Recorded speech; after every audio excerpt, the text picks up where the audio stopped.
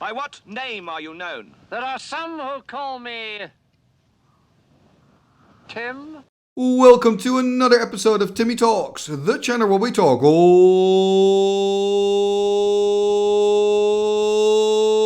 school magic.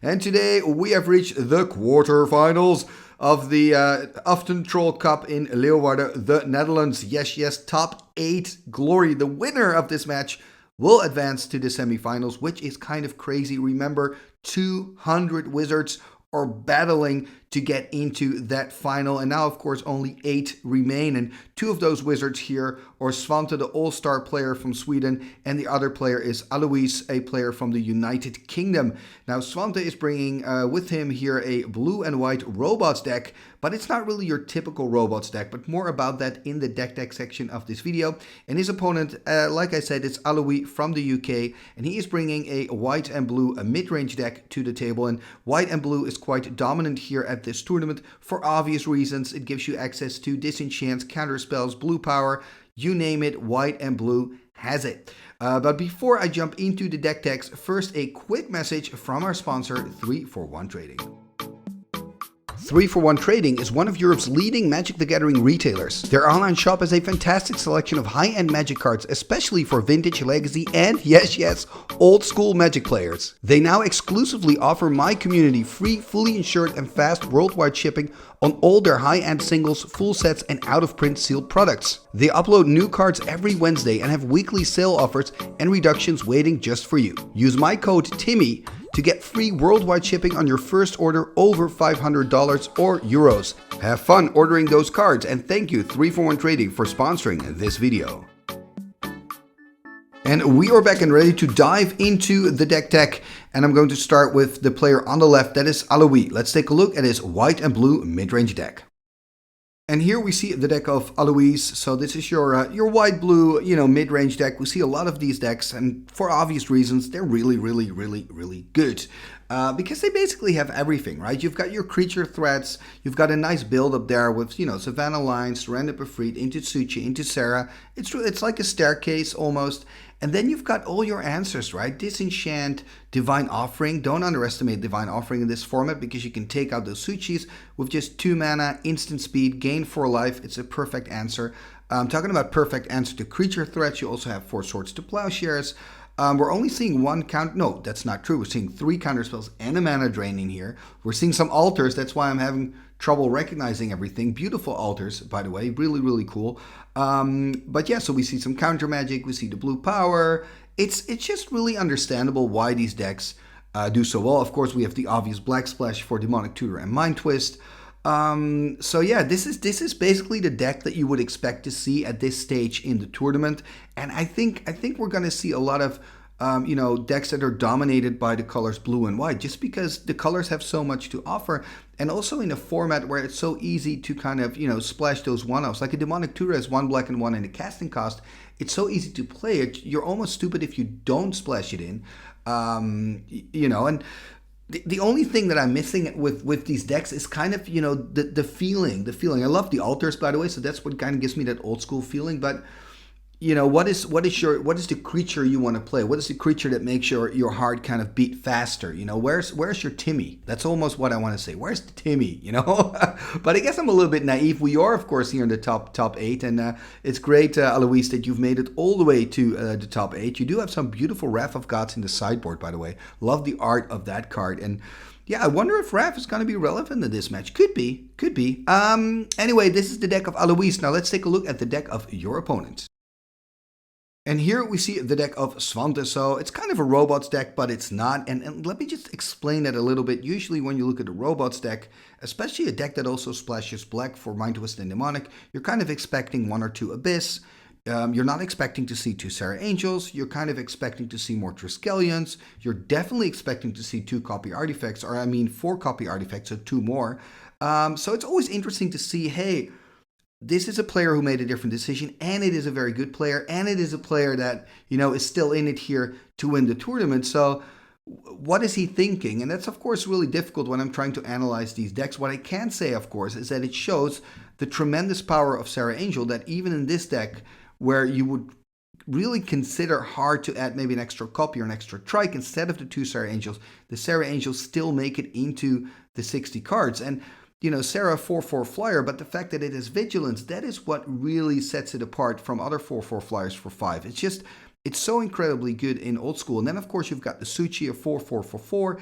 That is amazing in a format without mana burn. And talking about without mana burn, that makes it really good also to sack to your Sage of Lat-Nam. And I think Sage of Lat-Nam is a really important card in this deck. The Sage is a 1/2 creature from Antiquities for 1 blue and 1 that says tap, sack an artifact, draw a card. Now this card really shines when your opponent is trying to destroy your artifacts, because then in response you can sack that artifact that your opponent is targeting to your Sage, and you can draw a card. So it's card advantage. Another moment when this card really shines is later in the game when you're kind of flooding in mana and you've got all your mana rocks out. You can start sacking them one at a time to draw more cards, to find more powerful cards, to find outs. And talking about outs, I see I see some one-offs here that are quite interesting. We've got 1 Fireball and 1 Armageddon. They're both cards that can really be game decisive, right? So it's really interesting to play with these one-offs, especially in a deck where you have your card draw engine with Sage, and of course you've got your Demonic, meaning you've got a bigger chance of finding these cards. And of course he's also playing with Ancestral Recall and with the Brain Geyser, again 2 cards that will help you go through your deck quicker and finding the ingredients basically that you need to defeat your opponent. When we're looking in the sideboard, what I really notice are the 2 Jam Day Tomes in the sideboard. And I just wonder, when are you going to board those in? Is that against maybe an opponent that doesn't have access to white, so is not really great at artifact removal, and then you can board them in? Is that maybe against a slower opponent where you just want to have more card draw? It's a big question mark for me. Maybe Svante, maybe you can let me know in the comments, because knowing you have your reasons for playing Gem de Tome in the sideboard. What I can see is that instead of playing a Gem de Tome main, your Sage is probably your card draw, right? That is your replacement for the Gem de Tome. But again, I wonder when you would board those 2 Gem de Tomes in, perhaps against a red mage when they have access to Lightning Bolt, because Sage can be bolted, and then you'd rather have some Gem de Tomes. That could be a reason as well. Talking about the sideboard cards, I also find the single inclusion of the Spirit Link quite interesting. But that is kind of easier for me to understand, because sometimes you just need some life gain, especially when you're playing against a very, aggressive red deck, for example. You can bring your Spirit Link in, have a little bit of life gain, and that will usually get you there. Another thing I really like about this sideboard are the red Elemental Blasts, because the red Elemental Blasts, they're just so good the higher you get into a tournament, because you're probably going to play against more, white-blue decks, and then the red Elemental Blast can be really a key card in those matchups. But this is the deck of Svante. We looked at the deck of his opponent, so that means we are ready. Let's go to the top 8, the quarterfinals of the Uthden Troll Cup number 6. Here we go. Game number 1 here of the quarterfinals at the Uthden Troll Cup. And look at this, Aloïs, a player from the UK, starting with Aloha. And look at that also, Svante starting with a Library of Alexandria. So we've got the United Kingdom versus Sweden here in the quarterfinals. And the player from the UK, Aloïs, is playing with a white-blue mid-range deck. So are we going to see a Savannah Lion here? Yes, we are, the 2/1 creature. And Svante is playing with a Robots deck, also dominantly blue and white. Let's see what he can do. So both players drawing their extra cards, and I think this is in the advantage of the more aggressive player in this matchup, which I believe is Aloïs. And here we see a Mishra's Factory from Svante and a Mox Ruby. And then probably we're going to see a pass, right? Because you don't want to go below 7. You want to keep that Loa activated. Ooh, look at this. He's going to do something else because it's going to draw to 8. And I'm sure he doesn't want to discard. There we go. There we see a Felwar Stone passing the turn. So this is really a setup turn here for Svante. And of course, Aloïs now has a nice attack here for 2.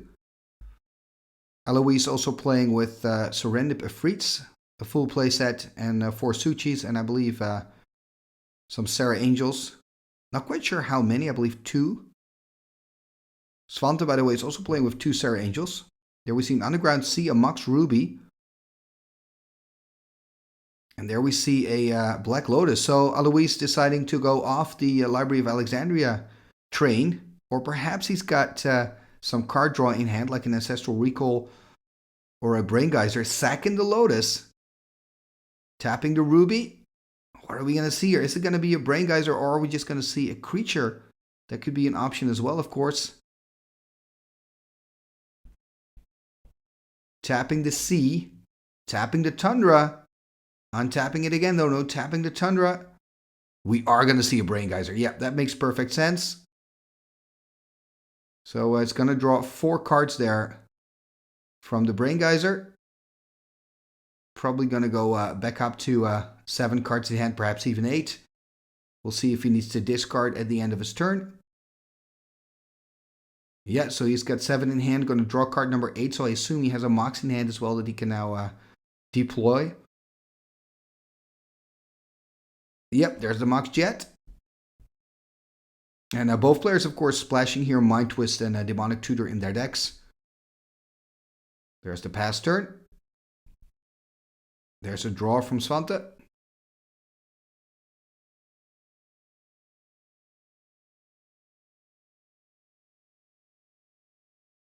Let's see what he can do.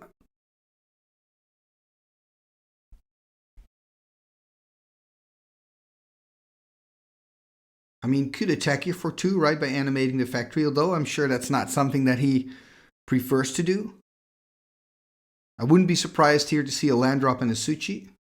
Would be quite a good blocker for that Savannah line. First going to draw another card, going to go up to 8. So Svante here on 18 after taking the 2 damage from the line, and his opponent Aloïs still on 20.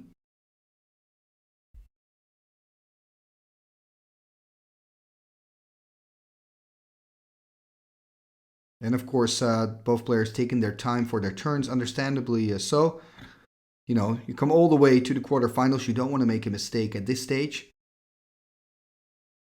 The winner, of course, will advance to the semifinals. And perhaps you're wondering what is that on the left hand of Svante? That's actually his Raging Bull ring, because he won the Raging Bull series in 2024. And then you get to wear that ring for a full year, animating the factory here. So, I mean, I think he's got a copy. Gonna tap 2. Yep, it's gonna copy here the factory. And then there is a Time Walk. And the weird thing, or the cool thing, is that if you copy a Mishra's Factory, it actually comes into play as a land that you can directly tap again. That's exactly what we saw here. So Svante taking an extra turn, and at a very good moment here. Having copied that factory also means that he's up a land. So he's got 5 mana at the moment to his disposal. Hasn't played a land yet.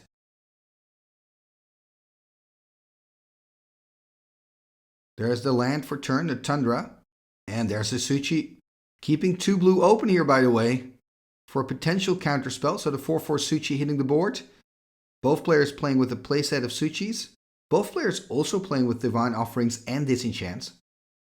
And Swords of Plowshare. So quite a lot of answers to those Suchis as well.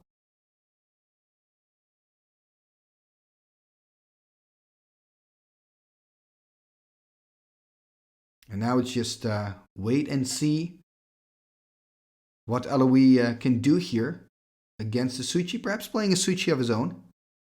Both players, of course, having quite a lot of cards to choose from because of the Library of Alexandria's on both sides of the board.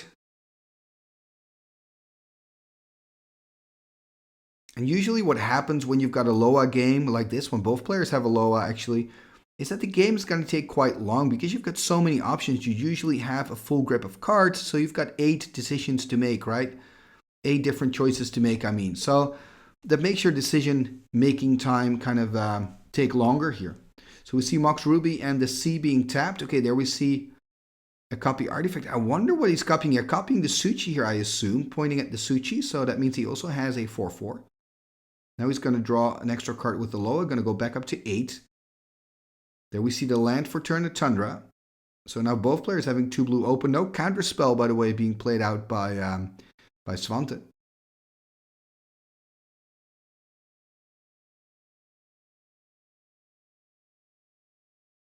And let's see what Svante can do. And this is what happens often, right, with copy artifact. This is one of the reasons why it's so good. I mean, if you don't have a good target, like Aloïs, he didn't really have a good target, your opponent will usually have a target for you. In this case, of course, the Suchi. There we see a Demonic Tutor. Okay. And then, of course, the follow-up question is, what is he going to tutor for? Could go for a Mind Twist, because the Mind Twist would also deactivate the Library of Alexandria. The downside of that plan is that, of course, you have to wait a whole turn, although I don't think he's had a land drop yet. So could drop a land if it's a swamp, could then do a Mind Twist for 4. I mean, that sounds really good. Of course, Aloïs does have 2 Tundras open, meaning he can also counter. Decides not to counter the Demonic Tutor. So Svante could also here go for a Strip Mine, because a Strip Mine cannot be countered, and then you're guaranteed that you're taking out... Yeah, he's going to go for a Strip Mine. Exactly, because then you're guaranteed that Aloïs cannot counter it, and he loses his Library of Alexandria, and you still have a Library of Alexandria. So, yeah, I really understand this, this line of play of Svante. Passing the turn and on end step. Oh, we're going to see a Swords on the Suchi. So he's going to gain 4, going to go back up to 22. But it does mean it's going to be harder for Svante here to deal with the Suchi on the side of Aloïs. Expecting him to attack here with the 4-4. There's the attack with the 4-4. And he's going to take the damage, dropping back to 18. There we see a Mishra's Factory. Winter Factory, beautiful copy, hitting the board.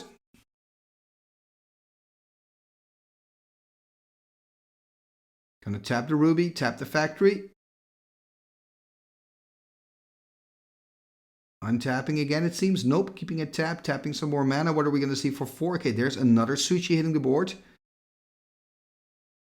So he has 2 4-4 Suchis now, and that's kind of problematic for Svante. Of course, Svante still has that Loa. Has a full grip of cards as well. And there we see a Disenchant. I believe it's on end step. He's going to go for the copy artifact. Yeah, now he's going to take his turn. So going to draw a card for turn. Going to draw a card with the Loa back to 8 in hand. Yeah, and I mean, this is going to be really tough for Aloïs, you know, battling against an active Library of Alexandria when your opponent, especially when your opponent is Svante. I mean, all that Aloïs can do, I think, at this point is just play as aggressive as he can. Try to find an answer against that Library of Alexandria. Has a couple in his deck, of course. Mind Twist would be great. Strip Mine would be great. But first we see a Disenchant here. But we see... Are we going to see a Counterspell? Yep, Counterspell here by Aloïs. Taking care of the Disenchant, so protecting the Suchi.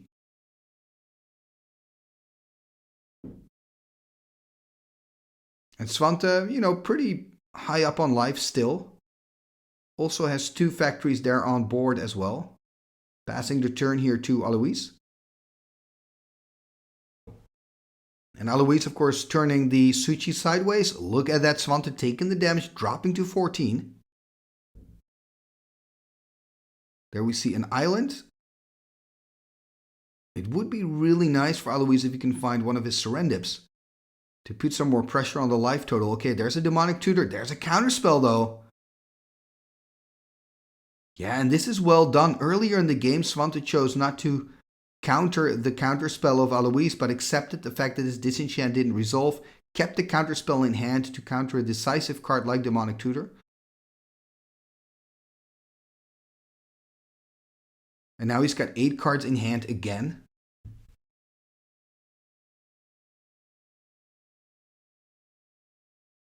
I mean, he still has to deal with that Suchi, but that's probably not going to be a problem because he's going to draw so many cards, meaning you're going to find your answer sooner or later. Divine Offering would be quite nice because it would also give him 4 life. He would go back up to 18. There we see a Tundra and a Suchi are hitting the board. So now Svante also has a Suchi. I think if you're Aloïs, you're going to offer the trade here. Just because you want to keep pressure on.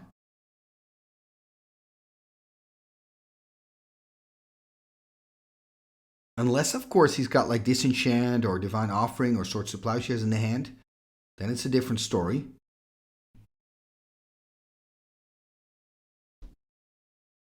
Yep, there he goes. And you see how quickly Svante takes the trade. That's kind of scary. When your opponent doesn't even need a moment to think, you know that he probably has a backup plan. But let's first see if Aloïs can do something here in his second main. Going to tap 5, or we're going to see a Serra Angels. Serra Angel hitting the board. No counter magic. And Svante going back up to 8 here. Yeah, that Library of Alexandria is so good for Svante here in this match.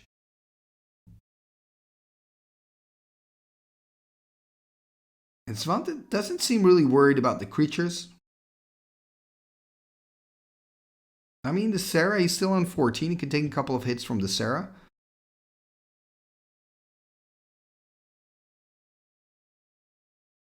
But I mean, if you look at his deck list, he's definitely vulnerable with the flyers because he doesn't have a lot of flyers himself. He only has the 2 Serra Angels.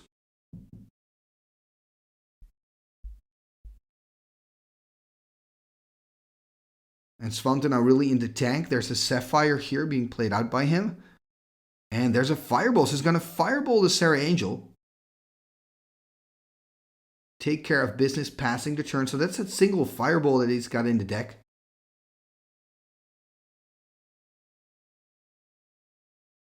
And I mean, Fireball is a great one-off actually in a lot of decks.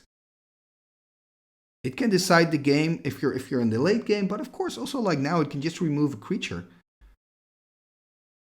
Which is pretty good. And there we see another factory, by the way, by Aloïs. I mean, I do think he could animate an attack here because Svante only has 1 factory untapped. But then he could offer the trade. And because Svante has that active library, I feel you've got to play as aggressive as you can, right? You cannot just pass turn and wait because your opponent is drawing twice as many cards than you. That's at least my opinion.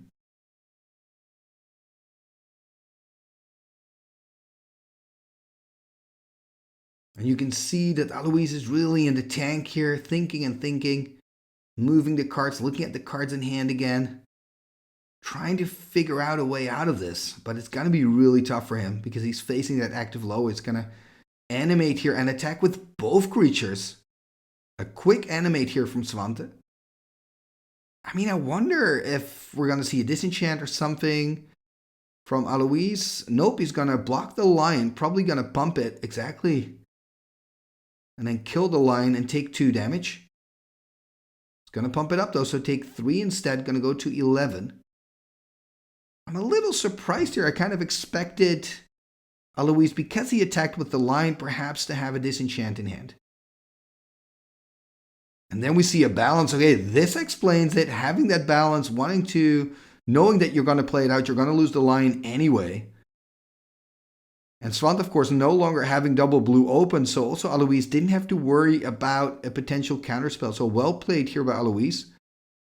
Only 2 cards left in hand, so Svante has to discard quite a lot. Also had a balance himself in hand, by the way. And Aloïs has to, I believe, put some lands in the graveyard. 1, 2, 3, 4, 5, 6, and 1, 2, 3, yeah, also 6 lands. So no lands have to go into the graveyard. And now Svante is taking his turn. Let's see what he can do. So the dynamics have really shifted here with that balance. Of course, Svante no longer able to use a Library of Alexandria. I mean, he could attack for 4, but he's on 11, right? He would open himself up. I guess it all depends on what he has in hand. He's got lots of mana. He's got 9 mana in total.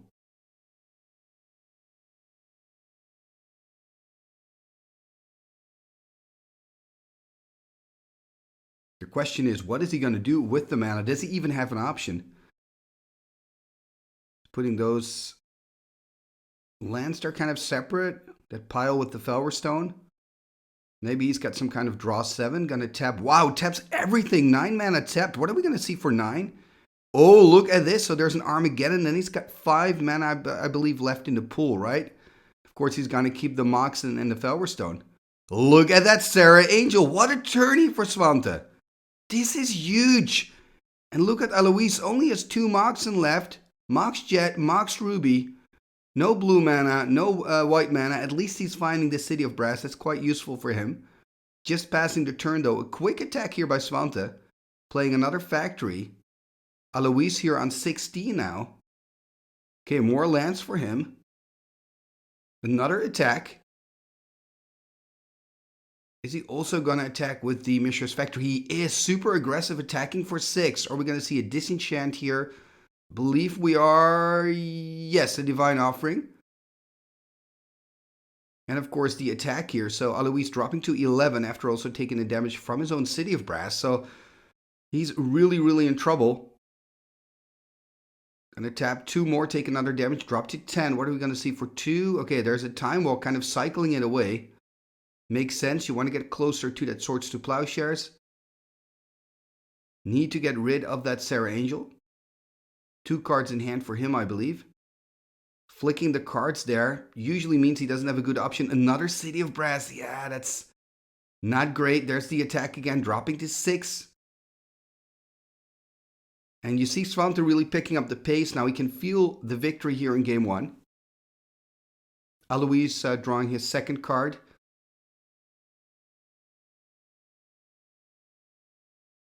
I mean, the thing is, you really have to think about what you want to cast now. You don't want to go down to 4 with your own City of Brasses. Unless, of course, you can take out that Angel. 2 cards in hand for him.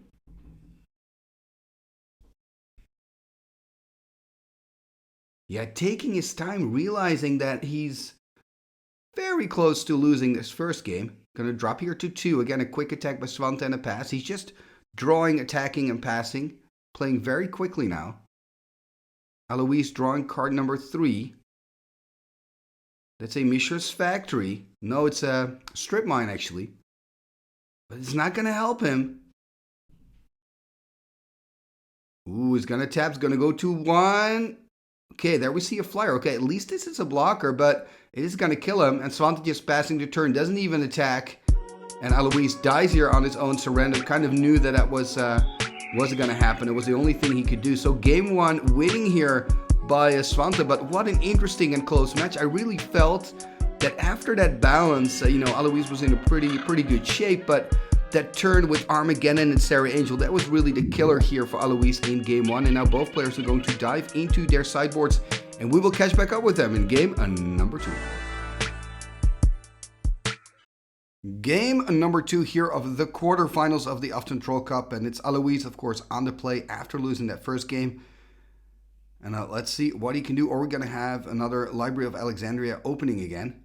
There's an island, so I guess the answer is no. And a Mox Sapphire. So that means counter magic online here for Aloïs. Let's see what Svante can do in his first turn.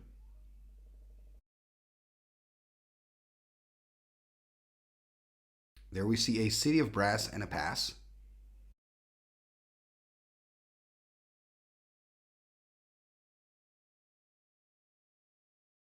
And I wonder if we're going to see a land, perhaps a Serendip.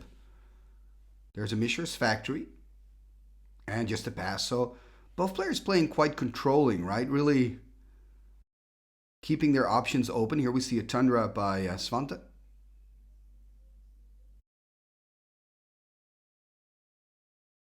I mean, could potentially play out a Sage, but why would you? There are no artifacts to use the Sage for, and of course, if you tap out, you no longer have the option to potentially counter. Here we see a Plains by Aloïs. Gonna tap the Plains. Is he gonna animate an attack? He's gonna swing in here. And there's a Swords to Plowshares on the Mishra's Factory. Are we gonna see a counter spell here on the factory? Sorry, on the swords to protect the factory. No, we're not. So he's just gonna take 2 life, gonna go up to 22, and the card, of course, exactly removed from the game. So he's going to go up to 22, but he loses a land here. Passes turn back to Svante. And Svante having a very slow start. Some people call this fair magic, right? You just have 1 land drop and pass.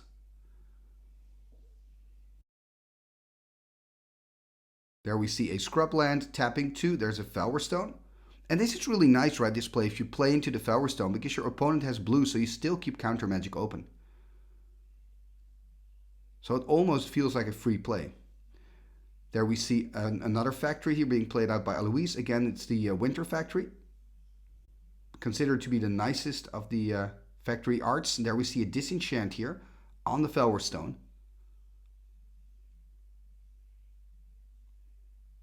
And Svante here putting it in the graveyard. For a moment I thought maybe he's going to counter because he kind of took his time here. Perhaps he was considering it.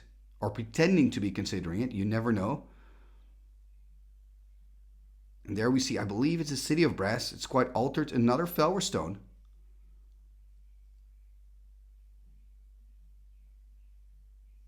And passing back to turn. And now the question is, are we going to see an attack with the factory? We are. It looks like he's going to animate swing in for 2.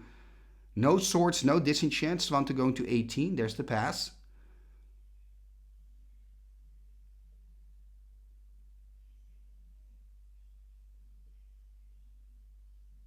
And what is Svante going to do here? It looks like he's going to tap 2 again. Another Felwar Stone. No, a Demonic Tutor here. And then, of course, the big question is, what is he going to tutor for? I mean, could go again for Strip Mine. We've seen him doing that in game 1. But then, of course, there was a Loa on the board. I guess it makes more sense now to go for, like, Ancestral Recall. Could also go for a Mind Twist. It's all about timing, of course. And kind of trying to assess, does Aloïs have a counterspell, yes or no? There's the pass. And that's, of course, the nice thing about an Ancestral Recall. Because it's instant speed, only 1 blue. You can really wait for that right moment and then play it out. Whereas with a Mind Twist, Sorcery Speed, you have to kind of tap out and fully commit. Here we see an Ancestral Recall in response here to the factory. Are we going to see a counterspell?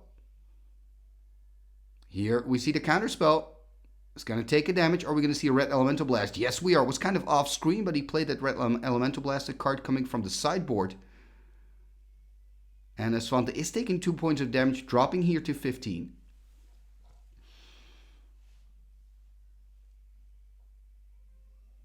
And Aloïs here passing turn back to Svante. So both players kind of played out, you know, some of their counter magic. And there we see a factory from Svante. And a Mox Ruby. It's going to tap here the factory. Perhaps it's going to animate itself. I think it is. And then he's going to copy it. Yeah, exactly. So he's going to copy it. He does this quite a lot, actually. And he's going to take an extra turn. And it's really great when your opponent is tapped out and you can do this because you don't have to worry about a disenchant or a swords on your animated factory because that would kind of ruin the plan. So this is really a good sequence for Svante. Look at this, tapping quite a lot. Are we going to see a Brain Geyser? Yep, there's the Brain Geyser. Oh man, this is just a devastating moment for Aloïs. He gives Svante not even an opening, a little opening. And look at what Svante does with it, right? Casts Ancestral Recall with Red Elemental Blast to back it up, then probably finds that Time Walk, you know, is able to copy his factory, also has that Brain Geyser, you know, everything is just great for Svante at the moment. Playing out this Black Lotus passing the turn, yeah, this was a really good turn, 2 turns actually for Svante. It's really changed his position in the game to his favor. So many more cards drawn now for him, and it's going to be tough here for Aloïs, but he still has a full grip of cards. And he is on 22. He's going to attack for 2. So he's going to put Svante on 12. Passing the turn, though. He's very low on lands. It's very unfortunate. There we see an end-step disenchant on the Mishra's Factory. Or we're going to see a counterspell here by Aloïs. And it looks like he's going to allow it. And it kind of, in a way, it makes sense. It doesn't make sense. Like, you don't want to lose your land, right? Because he's so low on lands. On the other hand, you know you're no longer going to attack with it because Svante has that double factory himself. So perhaps you're thinking, I want to counter away something way more scary than this disenchant. Here we see a Sage of Lat-Nam. Yeah, now the Sage is already quite good, right? Because next turn he can sack the Ruby to draw an extra card, for example. I wonder if he's just going to swing in for 4. I mean, there's another one. Wow. And also has the Felwar Stone, of course, as well. And he's attacking here with the factory. So just 1 factory. It's going to put Aloïs on 20. But it's looking really good for Svante. Yes, he's on 10, but he's got more cards. He's got the pressure on the board. He's got the double Sage of Lat-Nam. Look at that, just a pass. Aloïs not finding any lands. That is very unfortunate for him. Gonna tap 4. What are we gonna see? Oh, there's a tome. Make matters even worse. So tome did come in from the sideboard. And I was actually expecting him not to board it in. Why? Because Aloïs plays with white, and you're kind of worried about Disenchant, and maybe more worrying is Divine Offering. But he boarded it in nonetheless. Attacking here for 3, so going to put Aloïs here on 17, I guess.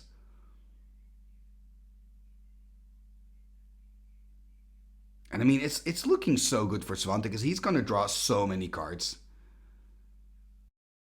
And there we see a Library of Alexandria. So I wonder how many cards he's got in hand. I mean, it looks like a full grip. Exactly, he's going to activate the Loa. Okay, so maybe this Loa is going to get him back into the game.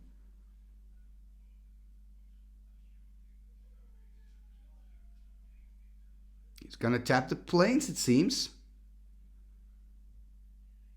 Okay, there we see a Soul Ring. So it looks like he's kind of out of mana problems here with finding the Loa and then the Soul Ring. Going to tap 2 for the Soul Ring. There we see a Chaos Orb. There's a counterspell though on the Chaos Orb. Svante dropping here to 19. And there's the pass. Untap, upkeep, and draw.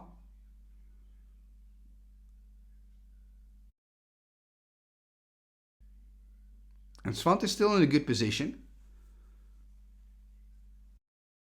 Could attack here for 4, for example. Keep the sages untapped, or attack for 5. Keep 1 sage untapped. That would put Aloïs on 12. Another option, of course, is to keep your lands open so you can start using that book. And I guess if you're Svante, you're going to be kind of careful with using those City of Brasses because you're already on 9. You don't want to go too low. Looks like he's going to animate 1 factory. Copy it again. Wow. That factory copy machine is really, really working here. And what I like is that Svante really waits for the moment where, you know, Aloïs doesn't have access to white mana, that he doesn't have to worry about a Swords or a Disenchant. It looks like he's going to attack here for 3. Could also pump, of course, that 1 factory, so could then deal 5 points of damage. Probably not going to, though, because he wants to use that book. Exactly, just going to deal 3. Aloïs here dropping to 14, passing the turn back to him. I believe he's back to 7 again, so could use the Loa, draw card 8. And I mean, he's got an active Loa, so he should start to draw into some answers.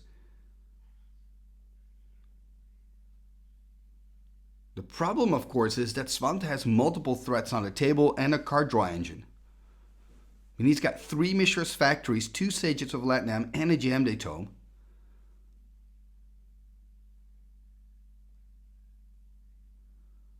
Tapping a white and 2. What are we going to see for 1 white and 2? Okay, there's a Divine Offering exactly on the Jam Day Tome. So that's going to give Aloïs 4. Although he can, of course, sack it to the Sage and he will get no life at all. So he's going to use it first to draw a card. Then he's probably going to sack it to the Sage. Exactly. And this is great, right? Here you can see, again, the Sage doing miracles, right? Instead of Aloïs here gaining 4 life, he's going to draw 2 cards out of his tome. And then, you know, not going to give any life to Aloïs because he sacked it to the Sage. So this is a perfect moment for Svante. And yes, Svante is going to lose the tome, but I mean, he got 2 cards out of it. And Aloïs also lost one of his cards, the removal cards, that he could have played out on, for example, one of the factories. There's the attack for 6-8 in total. Wow. We do see 1 Swords to Plowshares. Oh, he can even pump them up. So he's going to pick one of them, perhaps the one that got pumped. And then he's going to take the damage. So Svante are gaining some life. Aloïs dropping to 8. Yeah, and that's going fast. You know, next turn he's very close to losing. Maybe he can squeeze out 1 more turn. He'll need some more removal.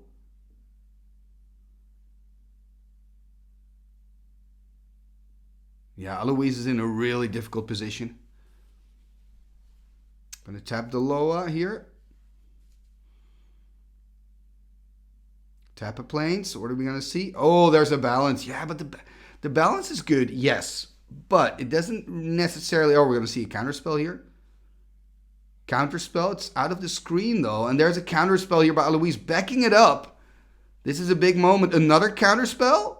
Another counterspell. Unfortunately, we cannot see it. But you can look at that movement there in the graveyard that he's putting those counterspells over there. So he's countering. And that's it. Aloïs says, you've got this. Wow, what an ending. The ending was a little bit confusing because we couldn't see the counterspells. But this was a counterspell war. Just to recap, Aloïs played the balance. And then Svante countered the balance away. And then Aloïs countered that counterspell. But there was another counterspell, perhaps a red elemental blast I couldn't see from Svante. So the balance didn't happen. It got countered away eventually. Aloïs, of course, being on 8, knowing that he would lose the next turn. And that means a victory here for Svante. He will move on to the semifinals. Congratulations, Svante, with this result. And here we see Svante's winning deck. So again, congratulations, Svante, for making it to the semi-finals here of the Uthden Troll Cup here, number 6 in Leeuwarden. And of course, also congratulations to Aloïs making it all the way to the quarterfinals at this 200-player event. It's insane. Okay, before you go, please take a moment to like, share, and comment on this video. All these things are free and really help the channel move forward. YouTube loves that stuff, so please take a moment to do that. And talking about supporting the show, you can also become a patron of the show. Check out patreon.com/TimmyTalks to find out how you can become a patron. It's quite easy and already starts for just $1 a month. And when you become a patron at the tier 2 level, you can also find your name back at the end scroll at the end of every single video. What end scroll? This end scroll. What shall we do with the drunken sailor? What shall we do with the drunken sailor? What shall we do with the drunken sailor? Early in the morning, way hey and up she rises, way hey and up she rises, way hey and up she rises. Early in the morning, putting in the longboat until he's sober, putting in the longboat until he's sober, putting in the longboat until he's sober. Early in the morning, way hey and up she rises, way hey and up she rises. She rises early in the morning. Pull out the plug and wet him all over. Pull out the plug and wet him all over. Pull out the plug and wet him all over. Early in the morning. Way hey up she rises. Way hey up she rises. Way hey up she rises early in the morning. What shall we do with the drunken sailor? What shall we do with the drunken sailor? Put him in the scouts to the husband, son. Put him in the scouts to the husband, son. Put him in the scouts to the husband, son. Early in the morning, way hey up she rises, way hey up she rises, way hey up she rises early in the morning. Icketus, ficketus, sumba, kazee.